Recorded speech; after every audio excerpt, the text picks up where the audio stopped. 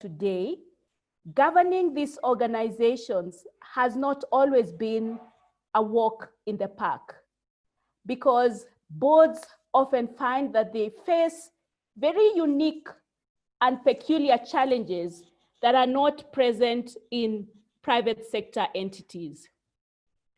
And so once you get appointed to these boards, one must always see themselves as a trustee of the public resources that have been entrusted to them. And they must therefore serve dedicatedly without fear or favor, so that these organizations can achieve the sustainability that they aspire to achieve. But what does serving on a public sector board mean? What does effective leadership look like for these organizations? What does it smell like? What skills does one need to be effective on these boards? How does one navigate the political overtones that sometimes hang over these boards? And what social, cultural considerations must one keep in mind as you serve on those boards? So these are some of the questions that our panelists will try and respond to this afternoon during this webinar. But in order for the panelists to contextualize their message, we shall quickly be running a poll so that they understand who is in the room. So allow me to just request the Secretariat to put up a quick poll so that the panelists can understand who is on the call this evening. Nancy?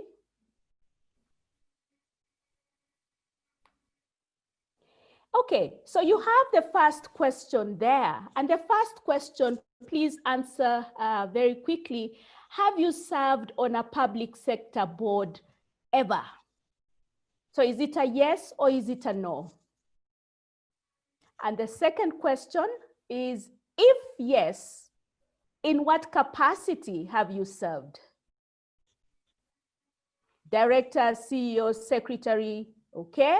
So the panelists can see you responding so that they are able to determine the profile of people we have. And then 3, what is the longest period at any one time that you have served on a public sector board? So dear panelists, you have seen the profile of the people that we have on the call so that you can then contextualize your message. Great. So allow me now to introduce our panelists, and I must say that this afternoon we are blessed and privileged to have a very, very good panel, and I'm sure that we are going to learn a lot from them. We are going to benefit from their wisdom. And so after introductions, I will then invite them to make some opening remarks before we go into a few questions. As we go through the webinar, please feel free to ask any questions through the chat functions. Allow me first and foremost to introduce Mr. Japhet Kato. Mr. Japhet Kato is a corporate governance and financial services regulation expert. He is the chairman of the boards of Stanbic Bank Uganda and Uganda Breweries Limited. So on the one hand, he makes money. On the other hand, he drinks it all. He is also sits on the board of East African Breweries Limited, which is a subsidiary of Diageo PLC, where he chairs the corporate governance committee and is a member of the audit and risk committee. He's also an adjunct faculty of Strathmore Business School. He was previously the CEO of Uganda's Capital Markets Authority for over 16 years until 2013. And he was the first CEO and led Capital Markets Authority and the capital markets steady growth, not only in Uganda, but also in Africa and the Middle East region. Mr. Kato has held key public appointments in Uganda, including being a commissioner on the Judicial Commission of Inquiry into the closure of banks. He's been a council member of the African Peer Review Mechanism, Uganda, and the chairman of the Ministry of Finance's Pension Liberalization and Regulation Subcommittee. He has also served on the board of the Duke of Edinburgh International Award for Uganda. He's a certified trainer with the Commonwealth Association for Corporate Governance, and is a strong advocate for good corporate governance. He's one of the contributors to and editors of a book on corporate governance in Uganda, and he has consulted widely in this area and conducted very many board inductions, trainings, evaluations, board searches for many, many organizations, not only in the public sector, but also in the private sector.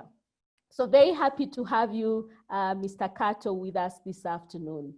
Thank you. Thank you very much. This afternoon, we also have Mrs. Jane Mugambi, who is the Secretary of the Coordination Unit in the Ministry of the Interior and Coordination of the national government here in Kenya. She is responsible for ensuring that national government projects are delivered according to plan, and she's working very, very hard to make sure that we have a port in Kisumu. Previously, she was the secretary to the State Corporations Advisory Committee, SCAC, and as secretary and CEO of SCAC, Jane was responsible for providing advisory to the president, sector cabinet secretaries, principal secretaries, boards and CEOs of state-owned enterprises on matters relating to governance and management of state corporations. Jane was the secretary to the Presidential Task Force on Parastatal Reforms, which was appointed in July 2013 to undertake reforms in the state-owned enterprises sector. This task force completed the assignment and developed a number of documents.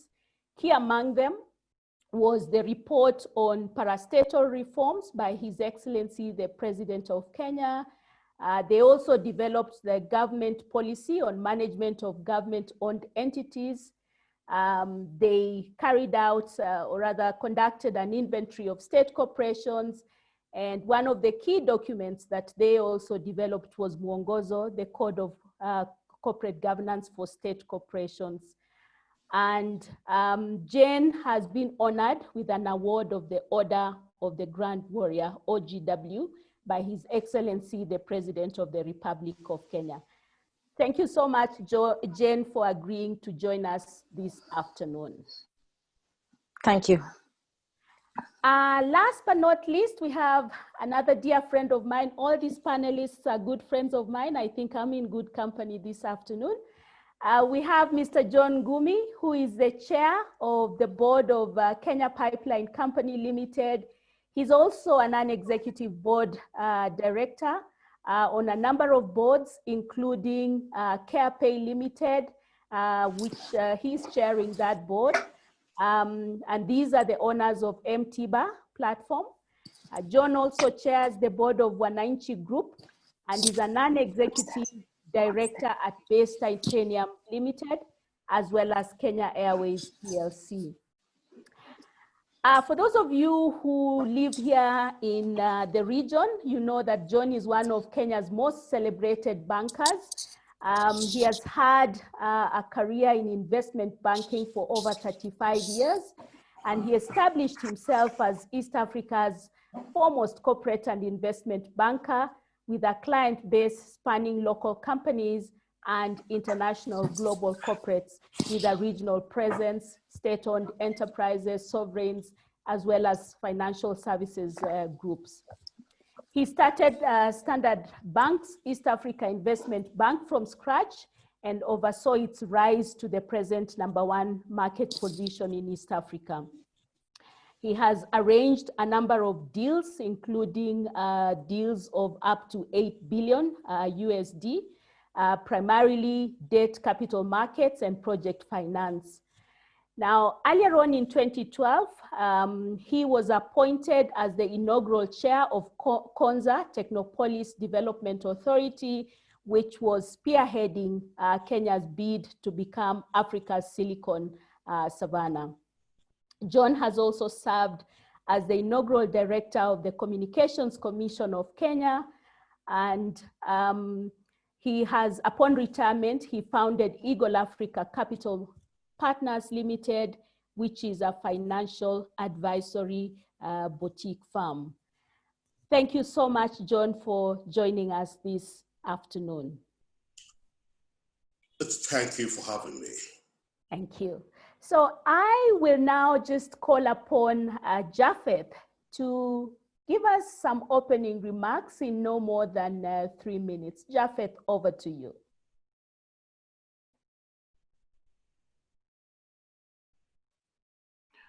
Thank you, Catherine, for the introduction. Sometimes when one is being introduced, you just wonder whether they are talking about you or someone else. But I think I think that's me. But great pleasure always. Now my experience, as you have heard, is really strands across the public sector, where I was in the Capital Markets Authority for 16 years. It's always a bit embarrassing because we now talk about term limits, and I was there for 16 years. And then a bit of an NGO, Duke of Edinburgh Awards, and then on the international professional scene with International Federation of Accountants, SCCA, and now in the private sector with Stanbic and EABL and UBL. Now, we cannot now really be talking about this, the environment we are in,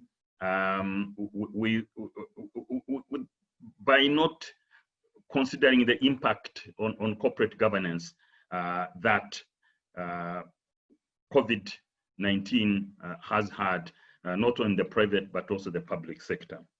I also do some training of boards. And one feature that keeps coming up is that the issue of risk management was sometimes seen as an issue that is for banks, regulated entities. But what we have seen now, I just make that observation, is that risk management has taken on a totally new tone. One time I was training a university council, and they talked about a risk committee, and they told me that is for banks. But what we have seen now is that the enhancement in technology and what we have been seeing happening, that we are not able to work the way we used to do, a lot of reliance on working from home, the velocity of risk. It's no longer whether the risk is there or not there, but the speed at which the risk has come through COVID-19. It challenges all of us. Have we, in the public sector, have we had as much emphasis, as much focus on risk as we have done, say, in the private sector? Have we done enough in the technology space? How about the risks that come and they get associated with technology, with digital? And then just finalize on that is, as boards, as public sector boards, are we technology-driven boards? I did some work for a board, a public sector board, and they're asking me that they still want a hard copy invoice. And give me a break, this is 21st century, and that they will actually send somebody to come and collect it.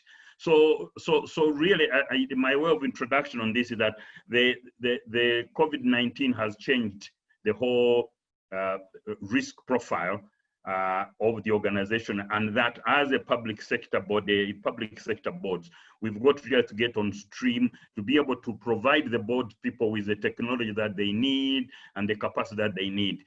Just to finalize, you remember recently we were reading a story of a judge in Uganda who was being interviewed for one of the ICC jobs, and the interview could not proceed because the technology let her down, and she was very, very upset.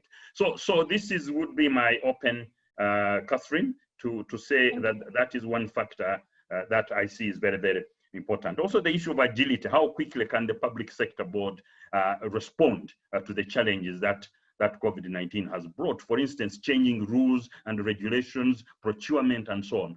Just finally, one of the institutions on where I sit on the board needed to buy a lot of laptops because people are working from home. Now, if that had gone through a PPDA procurement process, that could not have happened. So let me stop there. And I know that my colleagues who are even know better than me will add on to that. Thank you, Catherine. Thank you very much, Japheth. Very insightful thoughts there. Indeed, technology, the need to adopt technology, so on and so forth. I want to invite John now. And John, just as you make your introductory remarks, just touch on what conversations should public sector boards be having now that they were not previously having as a result of the pandemic. Thank you, Catherine. First of all, the public sector boards are having to have conversations they were not having before COVID. Then we have a real problem, because all that COVID has done is to uncover and bring into sharper focus issues that are there. There is nothing new. There are issues that are there. We've just refused to confront. I mean, Japheth has mentioned technology, and I know, and I'm sure that Jane will also attest to the struggles that we've had to get boards to accept e-board, to accept remote meetings. It took a year for our board at Kenya Pipeline to agree to passing a resolution to allow to allow electronic meetings only in exceptional circumstances. Of course, now that has just become the norm as opposed to the exception. But walking away from that and taking a step back, one thing that is evident in the conversations we are having are really existential questions. Why do we exist? Why, what role are we playing, especially in a situation where governments are cash constrained and boards cannot really justify continuing as they were? What's our contribution to the public purse, to the exchequer? What's our contribution to the emerging challenges that COVID has presented? You will probably know that at Kenya Pipeline, we decided to use our chemical knowledge to mass produce or to coordinate the mass production of high quality sanitizers for free distribution to the Kenyan public. Now that sort of thing would never have come. And it's really taking us back to the future, so to speak, because it's asking, are we just commercial entities there to meet our commercial mandates as parastatals, or do we have a wider purpose, and is our purpose tied to wider state purposes? Those questions, which you would have thought are the self-evident, you'd be surprised at how little they have been considered until this pandemic has taken us back to basics. So those are the fundamental conversations we are having. Where do we stand? How do we help fellow parastatals? How do we help fund the exchequer? How do we reduce our own burden on the exchequer, so to speak? How do we connect? How do we operate from a sector basis? Some of the issues that Jane Mugambe's committee had explored in 2013 are starting to come to the forefront again. Are we too many? Should we be consolidating these parastatals? Why do you have 8, 10 parastatals all serving broadly the same mandates in a similar sector? So in summary, what we've been having are really, to coin a phrase, come to Jesus kinds of questioning and conversations. Thank you. Thank you, John. So moving away from perhaps profits to purpose, why do you exist? You know, thank you, John. Allow me to move to Jane. And Jane, as you make your introductory remarks, I would like you just to touch on what has often been said about public sector boards, that they really have no power to make certain decisions, that they exist at the whims of another power, and that they have been appointed to make or to serve certain political interests. So to what extent do public sector boards have authority to make real decisions? Jane? Thank you, Catherine. Let me start by saying that the global pandemic is a call to boards to reinvent themselves in terms of how they conduct their board business, but also how they also deliver. Mm-hmm. If you look at universities, for example, they are now being called to have classes online, examinations online, and so on. Are boards independent? Yes, to a large extent. Boards are independent and they can make decisions with authority. And once a board is fully composed, and there are no gaps in the boards, then there should be no excuse that a board cannot make a decision. They're actually fully autonomous, and they can discharge their mandates.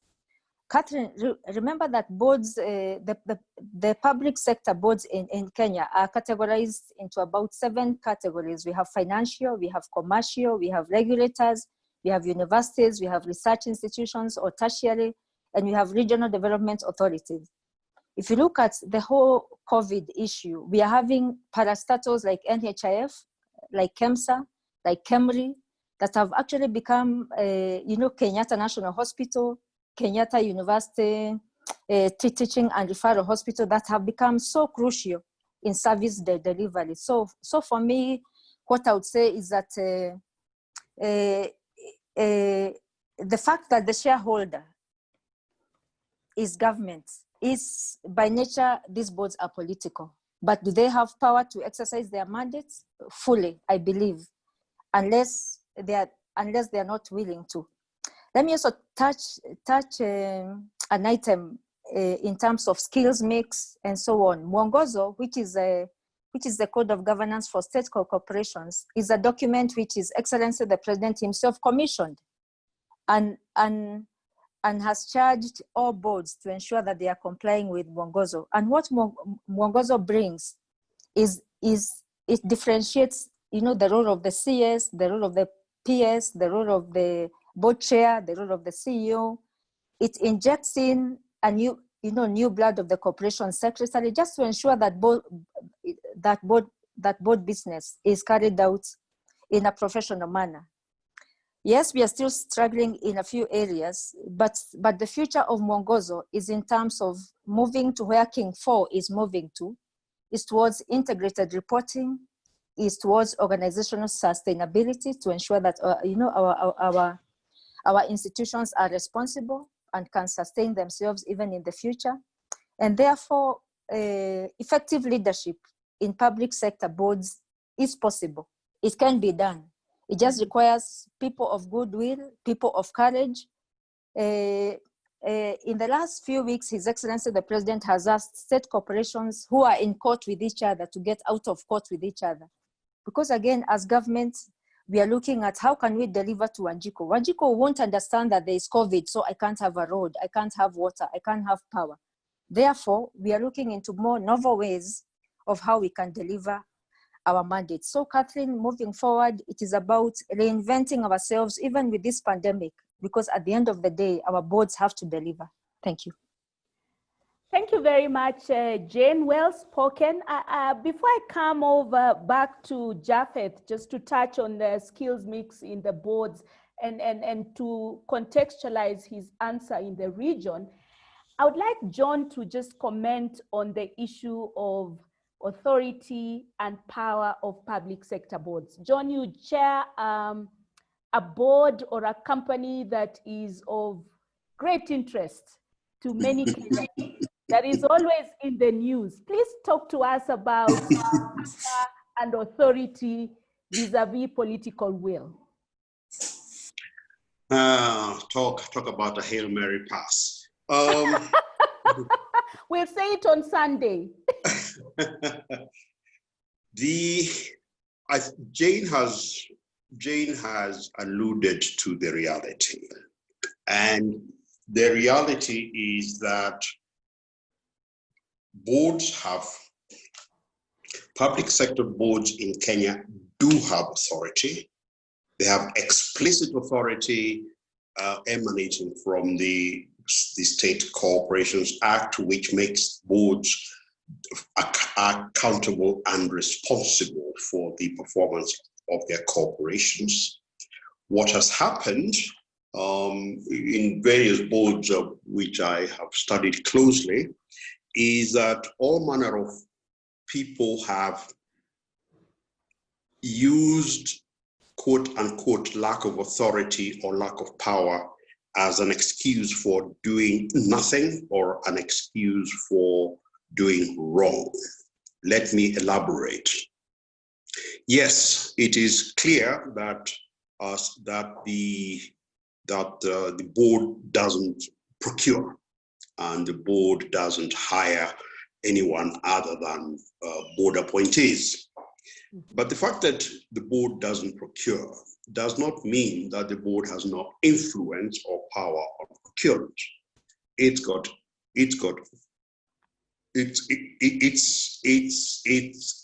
the power to set the systems and the tone, and it also has a power through the various internal audit systems to keep check. Yes, the procurement may have happened, but I can tell you that if people in the company know that the board's internal audit responsibility is being taken on very, very seriously, then you will see a very big difference in behavior. So the power that the board has, it's not the power to manage the company. It is the power to set the tone. It is a power to create the atmosphere around which the company will establish. It is a power to lead by example, by desisting from practices such as being involved in procurement, to use that again, which then encourage others to do so. It is a power to question, because you are allowed to question everything. It's a power to be curious. It is a power to hire the CEO and key officials, and that power is very important because how you hire the CEO and who you hire and why you hire also is critical in establishing how the corporation will be run. It is a power to question the CEO, and it is a power to fire the CEO. Now, in a parastatal setting, I agree. There are other power centers. There is the CS, there is the PS, there are various organizations and bodies, CAC, SS, SRC, and so on and so on and so forth. But even in private sector, we also need to manage within our matrix of interlocking forces. What I think happens, and I will be blunt here, is that it is so much easier to live a comfortable life by claiming that all the board has to do is to meet 4 times a year and just forget about the management of the company and wonder why it's gone wrong. It is much harder to be active.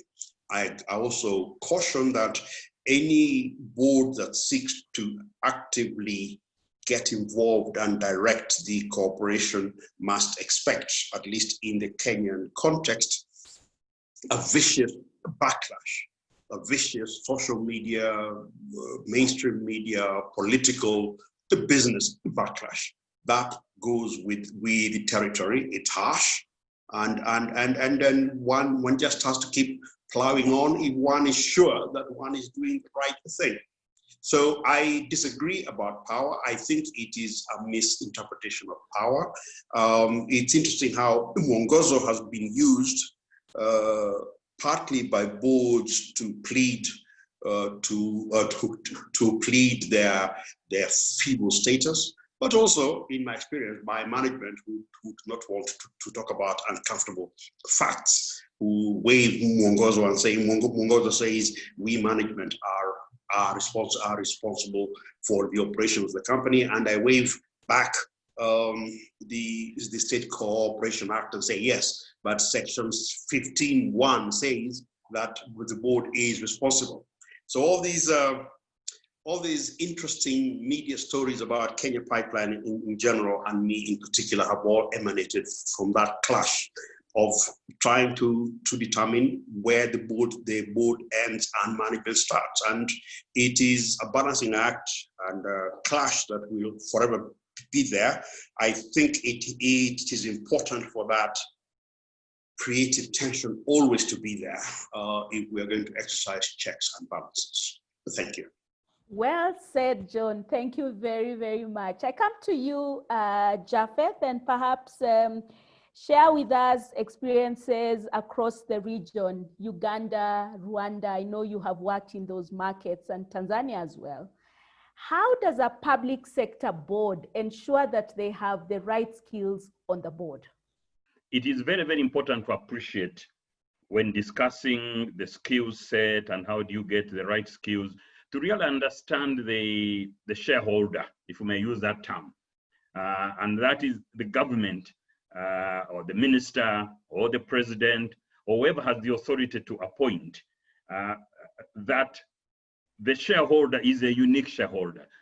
I mean, the shareholder is, in many cases, will be a political person.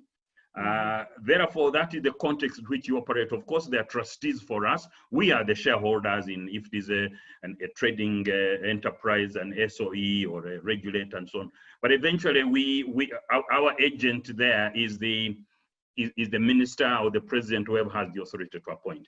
And I think many of you will know that Philip Armstrong, who used to be at IFC, I think now is in Geneva, said the reality that many SOEs are accountable only to whatever political parties in power.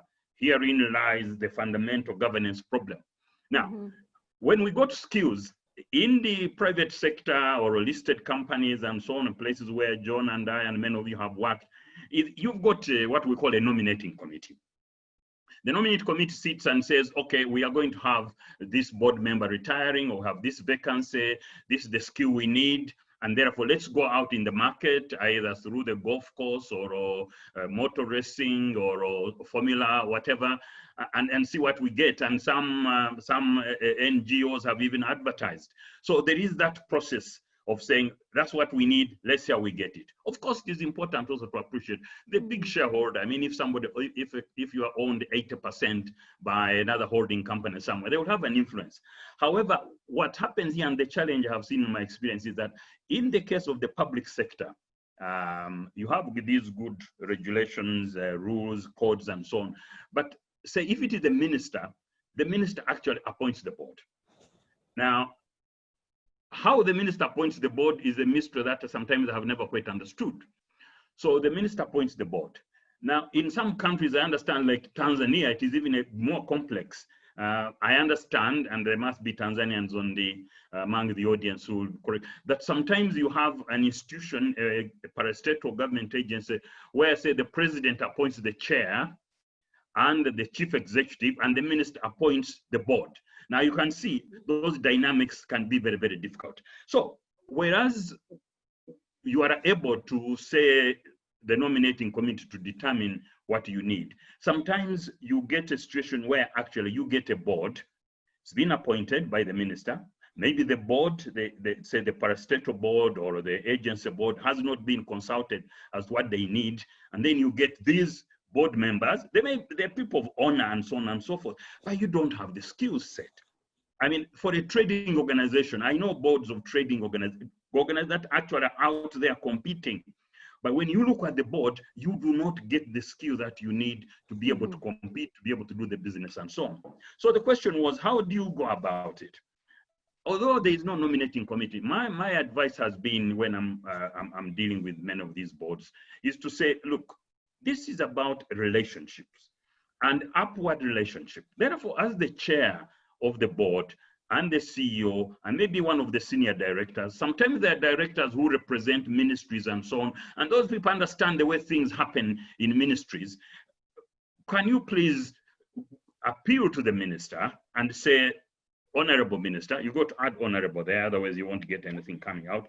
Honorable Minister, I know you're going to next board and you always choose very good boards, but however, in the next board, sir, can you give us somebody who has done this type of business? Can you give us somebody who has finance skills?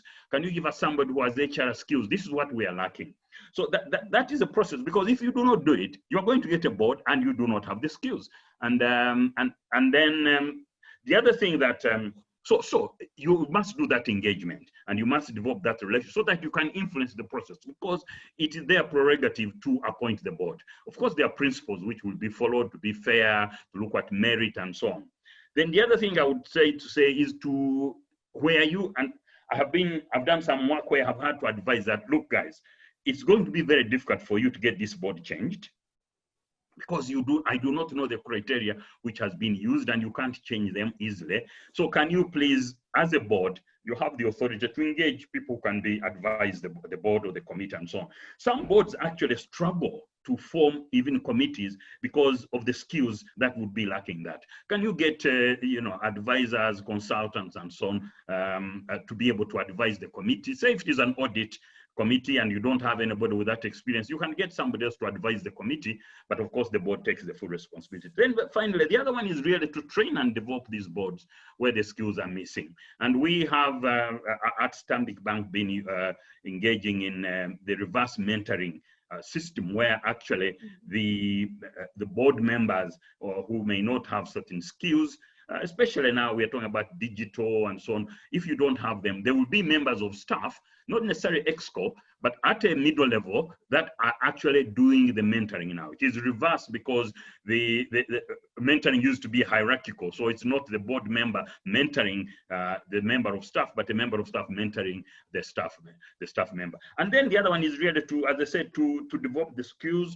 to put pressure on appointing authority, to appoint the right people, to give them a sufficient notice and what your needs are. And I think all that can be done. The other challenge is if you haven't developed that good relationship with the appointing authority, then you may get into problems and you cannot restructure or change the board. So this would be my take, Catherine, that we have to understand the animal we are dealing with, the political animal. Some people may be appointed because, of the role they play, in the political, in the government sphere.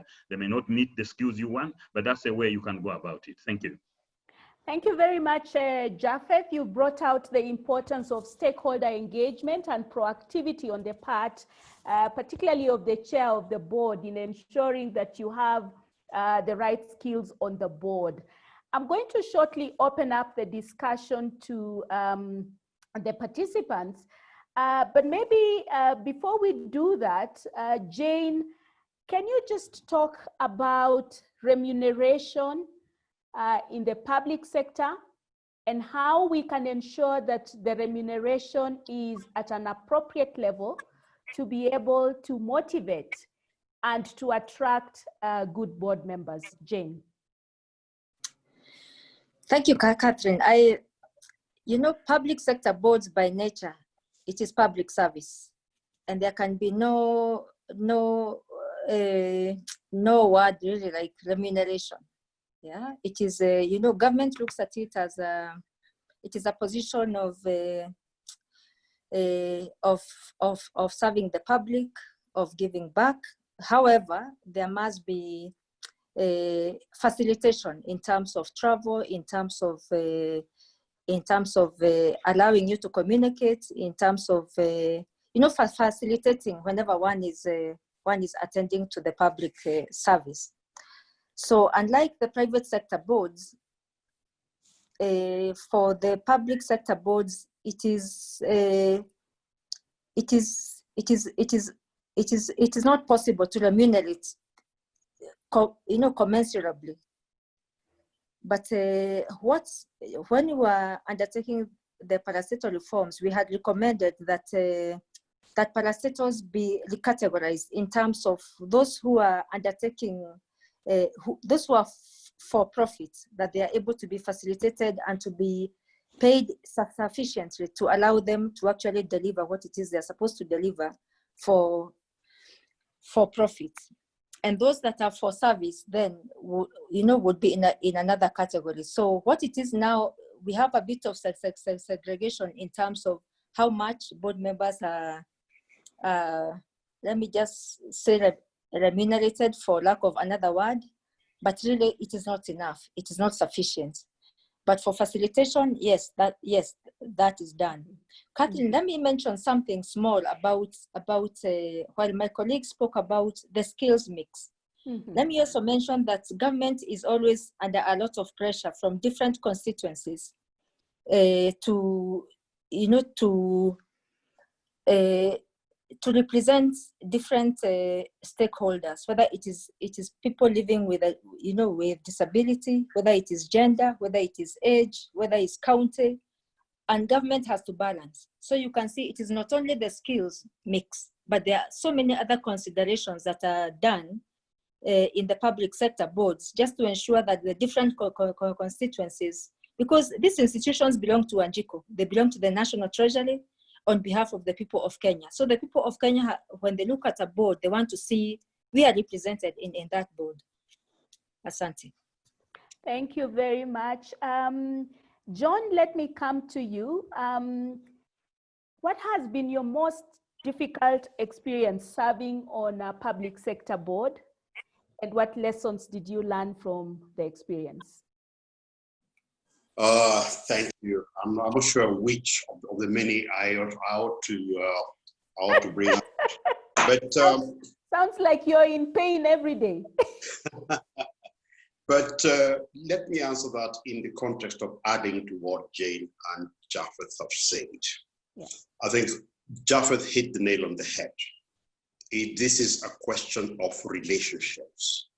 And if you don't have relationships with stakeholders, including the most important, who is the government as represented by the minister or the CS or whoever, then you will have issues. Which brings me to a very critical part of this, and it's also part of my answer, that one area we have not really focused on as a country, and we ought to, is the choice of chairperson. Because that is the critical office. I know Mongozo has recognized it and isolated it as a section of its own, but it is critical because it is that individual who will create the dynamics that will ensure, for instance, that the skills that Japheth has talked about will be considered, because it will be the relationship between that chairperson and the government and the appointing authorities that will be absolutely important. The other point I wanted to pick up was Jane's point on remuneration. I think there is, or on payment, there is a tension. And I think the tension is coming from, in the old days, yes, it was an honor and still ought to be an honor to serve on boards. But the risks are tremendously high now. The personal risks are very high. I cannot tell you, I have forgotten how many times as chair I have been summoned to Parliament to answer questions about the operations of Kenya Pipeline. I cannot tell you how many times I have gone to record statements at the DCI or at the EACC on issues where the board approved, and now I have to go and prove that the board acted correctly, and that up to where the board was responsible for approving a procurement plan, it was done correctly, and it is the execution that was not done well, and that there is no negligence or deliberate wrongdoing on the part of the board in terms of what has gone wrong. The risks are very high. Those are real risks. There are the reputational risks. So I think we are, in a very short time, we moved very quickly from the happy world where it was an honor to serve, it was an honor direct. It was an honor to see the fruit of your effort being reflected in visible developments and creations, to one where more and more it's becoming a pretty difficult world where you are told to regard it as an honor to serve, but the personal risks, both reputational and real, have become very, very high. And because of the size of the public sector and because of the size of some of these entities, the procurement budgets that they have, the expenditure that they do, they become very fierce battlegrounds for competing business and political interests. That puts board members in a very, very, very tough position. That is something that really has changed, and we need to, the theoretical writings on board management and on board activities really have to catch up with that. Coming back to the essence of your question, what are the most difficult? I think that the toughest times have been trying to work with management and convince management that we are not working against them. We are actually rowing in the same direction. And that tension has been real. A lot of the noise that you hear or read about in social media and elsewhere is noise that has been generated from within, not without. It comes from within the parastatal, and it is being driven by various interests, those interests I mentioned earlier. And managing those has been tough. And when management ensure that one is ensnared into investigations or parliamentary inquiries, those are very tough things. That's why I told you I am not sure which part of a tough moment I ought to isolate, because it's been one real hard fight to turn the company from being a raucous, noisy place in terms of perception by the public and others into an ordinary working company. I don't think I can really answer that question. I would need to think a long time. But it's not been all bad. Yeah.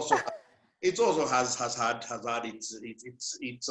its very good moments, and it's now on a good even keel. But make no mistake, these are seriously tough beasts to lead and manage. But John, against that background, I must ask you, what motivates you and what keeps you going? What keeps you serving? First of all and this is probably why they pick some people from private sector. It is unthinkable to fail. It's just unthinkable. Now, one can decide to chuck it all in and walk away. We know of high public figures who walked away from high-profile public appointments and sought peace and quiet in the private sector. It happens, but then you lose, in my book, you then lose any right you ever had to criticize the government or criticize the way things are done. None of these jobs are impossible. They are tough.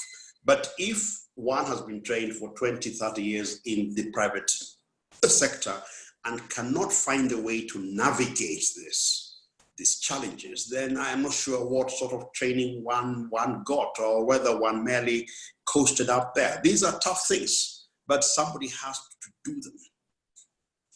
Thank you, John. I want to invite Wasonga. I can see Wasonga has a question on conflict of interest. Wasonga, you want to pose it to the panelists? Thanks a lot. I'm very grateful for the contribution from the panelists, and I'm really grateful for John. John has really brought a very critical thing on the alignment of between the board, what the board does and what management does, where the departure between the board and management on the issues in the way the management view what the board requires and the way the board also views what management requires. But I also just wanted him to comment cases of where the board members might be conflicted in some of the issues that might affect the operations of the management or the delivery of the strategy of the institution in terms of what the board does and what the management does. Okay, thank you, Wasonga. John, I think the question was posed to you. So yes, I was just arranging my thoughts. Let me first start by saying that that to me has been a very personal thing, because unfortunately, or the timing of my appointment could not have been worse, because it was just as I was about to conclude the financing of of a major project by Kenya Pipeline when I was still in banking for $350 million. And for the last 5 years, whenever people lack a weapon to wield at me, they always say, you must have had a conflict. You must have known you are going to be appointed. This loan, this, that, the other. But really, what's a conflict of interest?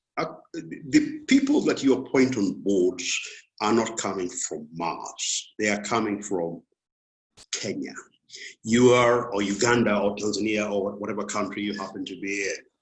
They are being appointed because of their expertise. If you appoint a lawyer, or a banker, or an accountant onto a board, it is more than likely that that banker, lawyer, or accountant will have encountered counterparties of the corporation, either as suppliers or customers or service providers or any other element. So the conflict is inherent in the fact that you are getting people who are already in the market in one way or the other, unless you are saying that your board members must all be lifelong public servants who've never gone out there and done any business on their own, you in the private sector, either on their own or as people in a corporation. So where does the conflict of interest issue come? The conflict of interest philosophy or approach is, if you can see a situation where you've been a banker and you've represented Bank X, and therefore you should recuse yourself. You should not be involved in any discussions on financing which involve this bank.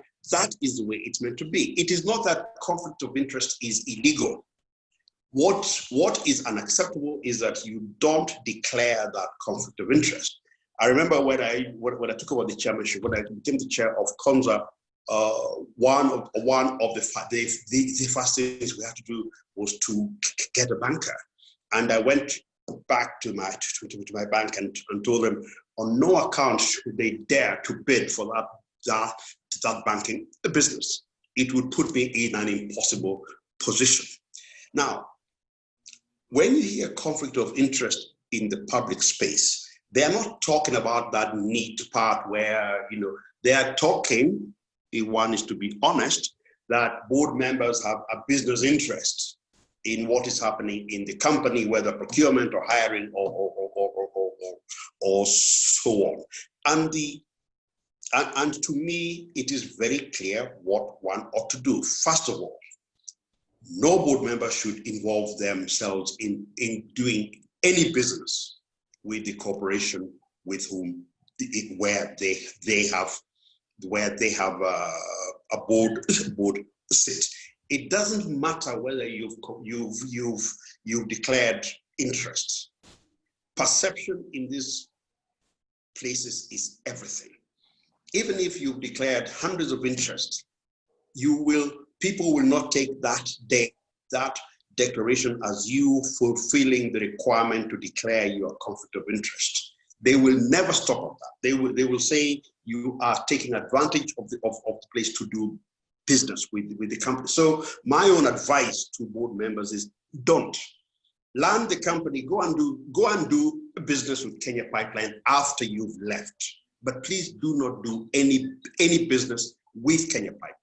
The last point I want to make on this is that these accusations of conflict of interest are not just one way, because again, it's not just board members who want to do business with the KPC. It's management itself, or it's the political supervisors, so to speak, of the corporation. These are tough things to manage. But if you can get into a situation where, because conflict of interest and all those pressures tend to focus themselves at the chief executive, if we can get to a situation where the chief executive feels open enough to come to the chair and say, look, I'm under pressure to do X, what shall I do? That is where I go back to my question of who is your chair? And is your chair either a big enough person to be able to tell whoever is pressing you no, or to be able to go over the heads of whoever is pressing you and tell them, please tell your guy to go and look for business elsewhere. This is not happening. Those are dynamic issues. They will not go away. And we must accept that either board members, because of the very nature where they come from, will find themselves in conflict of interest situations, however, innocently, and have to declare. And secondly, board members must stay away from any conscious involvement as a counterparty in business to the corporation. Thank you, John. Thank you very much. Very, very useful thoughts indeed. I can see Dr. Chinyere Almona has joined us all the way from Nigeria, and she has sent in a number of questions on the chat function. Dr. Almona, would you like to pose some of your questions to the panelists? Great. Awesome. Thank you so much. Thank you, Catherine. And thank you to the panelists for addressing this topic so well. Thanks, Ms. Gumi. But so I have two questions. I've posted a number of questions. Some have been answered. There are two that I would like some comments on. So one is the fact that problems facing public sector boards usually, in terms of their performance, we can almost always trace it to interference by governments. Okay, so by the those who appointed them to the board.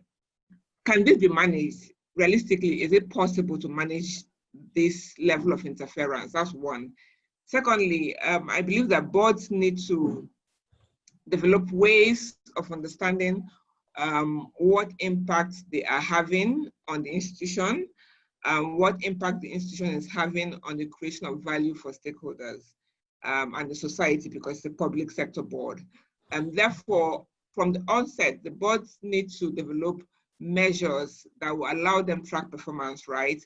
But also conduct regular evaluation. What can be done to make this process meaningful? And I use the word meaningful because sometimes you have evaluations and they're not really meaningful because they're not, they don't really capture the depth of the issues being addressed. So what can be done to make the process meaningful for public sector boards? Thank you. Thank you very much, Dr. Almona. Any of the panelists can take her questions. Catherine, let me. Thank you, Jane. Yes, Catherine, let me answer the question on the relationship between performance and interference. That low performance in the public sector boards or institutions is a direct correlation to, to interference, and to what extent can we manage this interference? And like I started by saying that by nature, the shareholder is political. And therefore, I don't want to call it interference per se, because I believe the board chair and the board members have to manage the politics or the interference. Let me also say, when it comes to performance, at the end of every financial year, every board signs with their cabinet secretary the performance for the year. Now, if a board does not deliver, say where Chair Gumi is a board chair, every year he signs with his CS and with his PS the performance deliverable. Now, what interference will come in the middle and affect that performance? If it is resources from the National Treasury or with the development partners, I can understand that. But if it is about, say, from the cabinet secretary or the principal secretary or whoever their representative is in the board and affects performance, that I have a big problem understanding. Now, Catherine, what has happened in Kenya, the president himself has set up a presidential delivery unit that tracks performance of development projects in this country, and most of these projects are managed by parastatals. If it is institutions like Kekenha, like Kura, like water boards, they all have to deliver within a particular timeline. Now, whatever interferences that will be there, they should not affect the delivery of these projects at a particular point. And what I keep telling the board, in my other life where I was, I used to tell the board members that if there is this interference that is causing this problem, then surely there's a place that you can report this interference. It should not be so significant that it affects the delivery. What I'm finding right now, where I'm dealing with projects in the Ministry of Interior, is that, say, for example, you have the Thika Nanyuki meter gauge railway. This is being done by the National Youth Service, by Kenya Railways, to an extent by the Kenya Defense Forces, and others. And actually, the challenges which are there are not even big challenges. They are challenges that are, that can be dealt with between the implementing institutions themselves. So we have issues of of the ego. Yeah, that a particular CEO and the other, or the CEO and the board chair, are not agreeing on 1, 2, 3, 4. Not necessarily because one wants to interfere with the other, but just one won't do something because they're being told to do so. Yes, I agree. There's political interference, but I believe when you have strong chairs like we have Gumi, he has been able to manage these interferences. Thank you. Thank you very much. Japheth, would you like to step in on issues of evaluation as well? And also, as you do so, maybe you can tell us, as a regulator, what has been one of your most challenging experiences that you have had, and what lessons did you learn from that experience? Japheth. Okay, thank you, Catherine, and I think Jane has it is quite important. Again, I go back to this thing called shareholder. Sometimes interference is called intervention. It comes maybe at particular times within the political cycle, maybe when activities like elections are going to come. The board may be influenced to do a certain job somewhere and other than where they had planned it to do.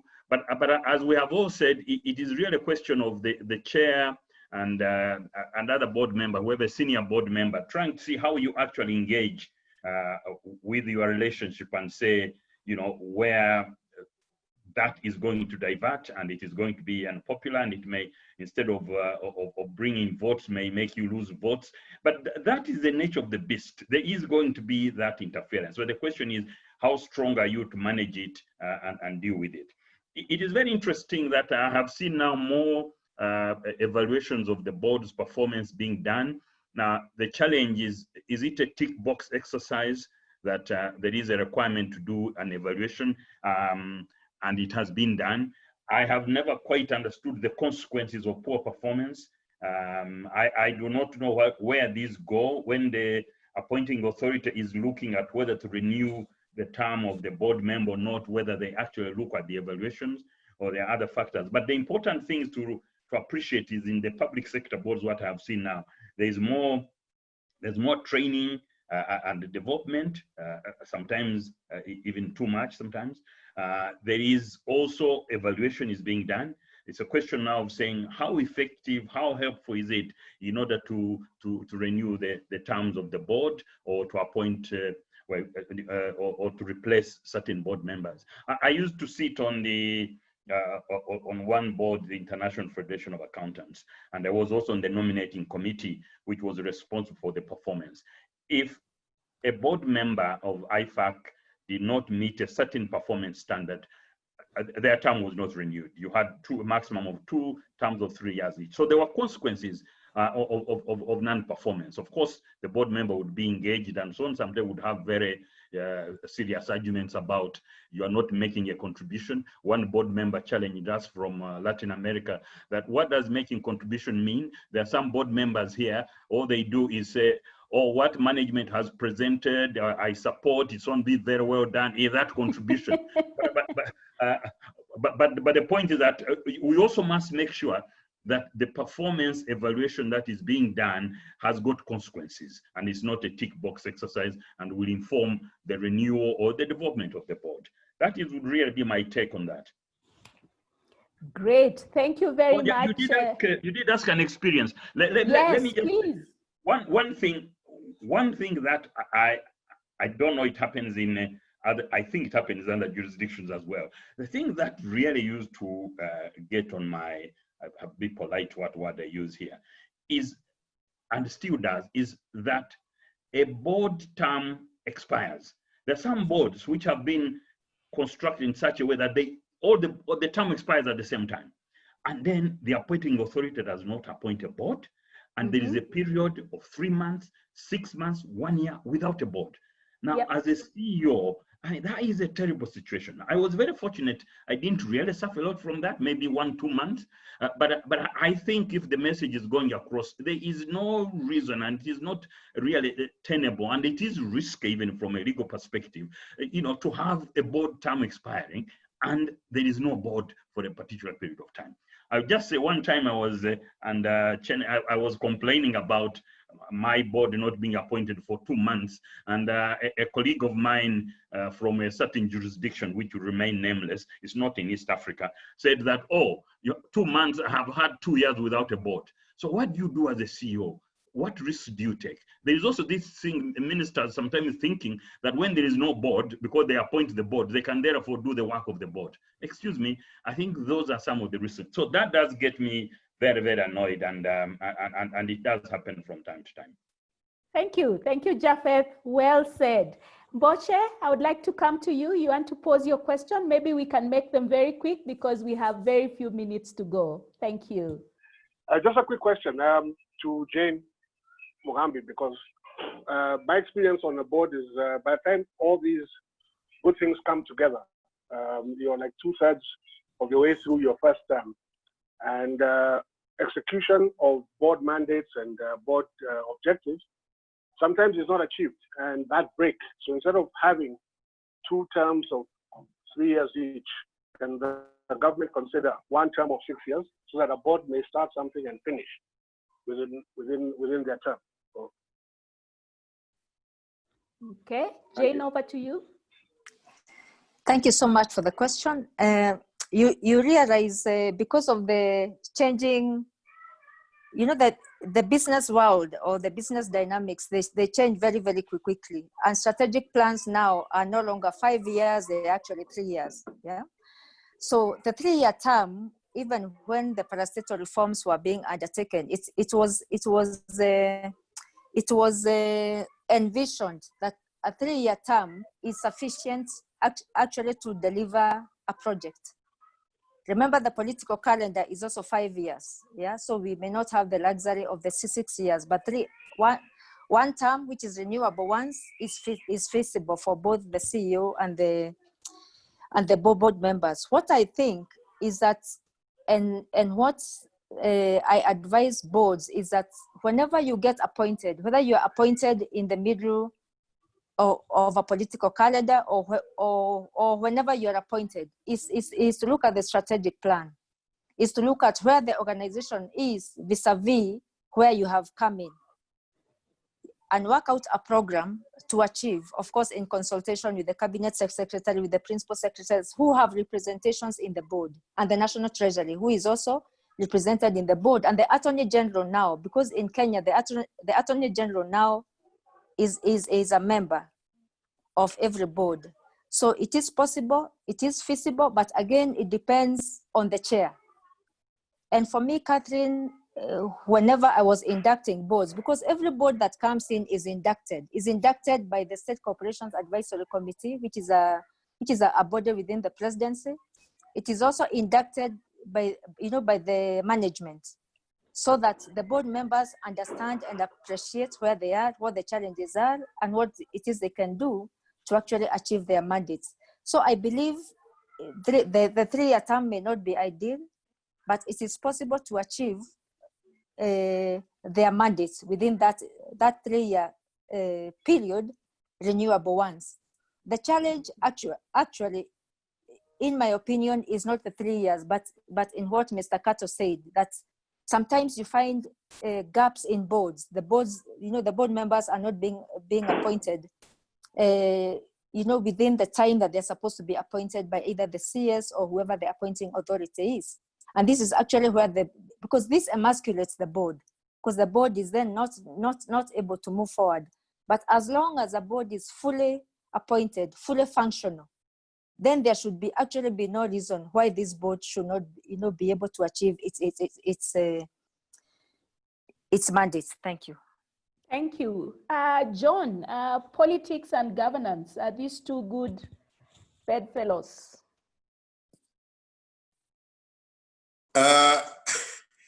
I think we need to pay attention to what both Japheth and Jane have been saying. Mm-hmm. Japheth has said time and again, understand the beasts that you are dealing with. And Jane has talked about the importance of people being able to relate to each other. The reality is that politics will be there. And therefore, it is important for the board, and especially for its chair, to understand those politics and to be able to navigate those politics. This is a state corporation. It's not a public, it's not a private company. The politicians will not leave you alone. Therefore, it is your duty to be able to understand the politics, to be able to understand when to give, because you have to give at some stage. You have to say, fine, Mr. Minister, we will do that, and when to put your foot down. I work on something I was told many years ago by one of my tutors, which was, decide what issues are important enough for you to walk away. You can manage all the rest. But if the politicians tell you to steal, then you have a choice. Do you steal? Do you allow them to steal? Or do you say no at the risk of being fired or walking away? That's quite it's quite, but you will not get away from the politics. They are Siamese twins. Politics and governance, they are there. You have to deal with this very interesting tribe called politicians, and you have to know how to manage them. Learn how to swim. That's what I'm hearing. Ibrahim Kito, allow me to come to you. You want to pose your question? Yes, thank you, Catherine. My question goes to John Gumi, Director, and it goes to procurement. Catherine, you are getting me? Yes, we can hear you, Ibrahim. Yes. I'm saying my question goes to John Gumi. Actually, I liked his presentation, but then there's a question I wanted him to be able to address to me, in that, yes, I fully understand that any board worth its salt must actually have a role. It has to have its skin in the game in terms of procurement. Otherwise, the strategy for the company cannot go anywhere far. But then there appears to be a challenge in terms of the underpinning of the role of the board in the context of the public procurement regulatory regime. How has he been able to manage that, knowing that he's been running a state corporation, and then he can also be able to give us maybe a proposed way forward in terms of the possible ways of addressing that particular challenge? Thank you. Over to you, John. Well, knowing that I'm sitting in the midst of two governance experts in the shape of Jane Mugambi and Catherine Musakali, who both were very involved in writing Muongozo and also in the State Corporations Act, I will word my answer carefully. I thought we talked about courage, John. I'm talking embarrassment. Okay. Now, put your foot down. What does the board do? The board approves a strategy. The board approves where the company is going, and the board approves a budget. The outcome of all those is a procurement plan. That is what the board approves. And it is the board's responsibility to look at both the budget in detail, insist on it, and we at Kenya Pipeline in the last 2 years, we have gone, we have done 12, 14-hour meetings going through the budget, and also look at the procurement plan. There ends the board's role and duty of ensuring that as best as it could, it has provided a context, the budget, or rather the strategy, the funding, and the procurement plan for the year. Then the management then takes that forward all the way to the ministry and treasury and back again. So when now comes the execution part, where the board has no business in being involved in determining whether it will be single source or this or the other. It has no business. But where it has a role is in ensuring that, preferably before the action, but certainly after the action, after the procurement, internal audit are able to give the board a report on how this procurement was done. If it got into trouble, the board should have a good enough internal audit team to be able to tell it pretty quickly whether the rules were followed in the procurement or not, because every procurement complaint centers on something, the manipulation, the not following process, and so on and so on and so forth.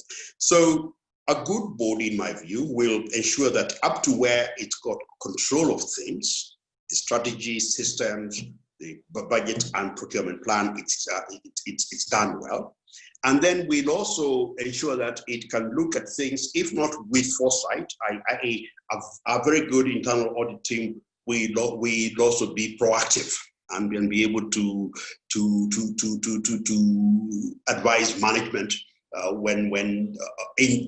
during the procurement. But assume it doesn't happen and procurement has happened, it should be able to advise the board as to what went wrong or right with this procurement. So it's, to me, there is no gray area. I'm very clear as to what the role of the board is in that regard. Completely. I totally agree with you, and well put. Now, Catherine, we are coming. Yes, please. Jane, please go ahead. Can I add just one small thing to what John has said? Because when we look at the board oversight gaps, yes, the board will approve the procurement plan, will oversee, may or may not get reports from management in terms of how the procurement plan is being implemented. But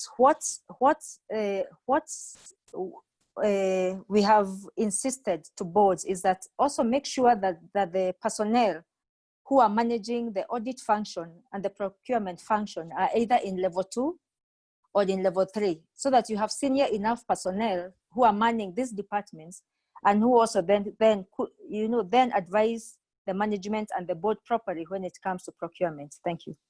Thank you very, very much. I think we have had very, very good discussions going on. There are very good ideas shared about how public sector boards can become more effective, and so on and so forth. I want to ask just one question to each of the panelists as we come towards the end.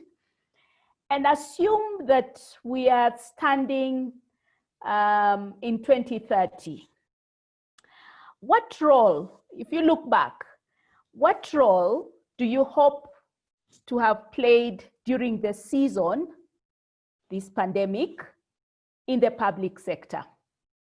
So looking back, today is 2030, looking back, what role do you hope to have played during this time of the pandemic in the public sector? Maybe we start with you, Japheth. I think what is both on the boards where I sit and organization that I am, where I'm involved is looking back. The biggest role that we have to play, that we have got to appreciate that the appreciation of people, that whatever we do, whatever technology, we've talked about technology, we talked about the board being technology driven, that honestly the critical thing became that we have to look at the people, care for the people, make sure that it doesn't matter where the people are. We've looked, one aspect that, for instance, we have had to consider, many organizations, for instance, outsource a lot of their services. So those people to whom you outsource are not actually on your payroll. I mean, they're contractors and so on and so forth. But what the COVID-19 showed us and made us realize that, but you know what, it is part of the family. And if you do not look at people who are doing work for you, irrespective of the contractual arrangements, that you are not going to be able to go through or to manage. Go through is another thing, because we don't know when this will end, but to be able to manage this. So for me, the message is, whether public, whether private sector, is that the lesson has been that it's all about people. Look what you are after. The people, meaning the staff, the family, the community, and so on. And that is, for me, something that has been very, very critical and a very big learning, a lesson that I have learned. Thank you. Thank you, Japheth. John? I hope that, looking back, the state corporation sector will have shown will have lived up to the promise which the people who promoted these corporations wanted it to do, which was to provide certain critical services and functions and infrastructure, but also to be a critical and important and valued player in using this pandemic, working with government and private sector to create new economic realities beneficial to the ordinary people of whatever country they're in. My point is that we are looking globally at a situation where the state has reemerged. The state has reemerged even in countries as anti-state intervention as European or the US. And the state's role is now very clearly acknowledged in the immediate response to the pandemic. The state's role in stabilizing the economy. And I hope that state corporations will also be able to play a role in those two aspects. I believe they were mentioned in the conversation, so I won't repeat them. But I think that it's almost true to say that the role of the state is going to expand, and therefore the state corporations must step up and play their rightful role. Thank you, John. Over to you, Jane. Thank you, Catherine. Looking back from the ministry where I am, which is the Ministry of Interior and Coordination of National Government, really our role is to facilitate, the implementing agencies or boards to remove bottlenecks, to enable them perform better. When we say to remove bottlenecks or to unlock any issues that any board might be having, whether it is in gaps, whether it is in finances, whether it is in prioritizing, is really pure facilitation. Now, there is what is being called the whole of government approach, whereby government has no divisions in terms of who is undertaking what, but we are here to actually facilitate each other. Whether it is the reviewing of the laws or enabling instruments. Say, for example, if Chair John Gumi is undertaking a project, and say, there's a line, say there's a Kenya Power line, or there's land issues, or there's what. So for us, it's really to facilitate, to ensure that we bring all those people to the table and unlock, to ensure that John's project is able to be delivered. So basically, it's really timely service delivery for our people. That's what we stand to serve. We're also looking at the sustainability of the state corporations, because at the end of the day, we are in this environment, we are working on this Mother Earth. What are we giving back to Mother Earth? Yeah, we can be drilling boreholes in every constituency or in every corner, but at the end of the day, the water table is the same. So are we sustaining our environment? And then I'm also hoping that moving forward, it will be about reporting in all areas. Yeah, so that some areas are not left out. And from Mwongozo, I am hoping that we can get to where King 4 is. Catherine, the World Bank talks about that in the mature markets, there is no government in boards, and they have endeavored actually to continue removing the government presence in the boards. We are not there yet, but moving forward, I am hoping that that we can continue to minimize, but then hold these boards accountable. So for me, it is to move from comply or explain to comply and explain, so that then we hold our boards accountable. And thank you so much. Thank you so much. On my own behalf, allow me to thank the panelists. I think they are very, very good lessons that they have shared with us, and I will not waste too much time going over what they have said. I just want to end with the words that John Gumi used. State corporations must play their part. And for state corporations to play their part, it means that boards must function as effectively as they were intended to function. And so if you've been appointed to a public sector board, play your part. Be that board member who is effective, because then you're contributing to the collective effectiveness of the board. I want to thank each and every one of you for attending the discussions this evening, because without you, they would not have been reached as they were. I know there are many questions which have not been answered, and I'm aware that SBS will collect all of them, ensure they're answered, and share with all the people who participated in the call this evening. So thank you, everybody. God bless. And I want to hand back to Strathmore. Thank you. Okay, thank you so much, Catherine. Thank you, the panelists, for a wonderful discussion. Really enjoyed ourselves.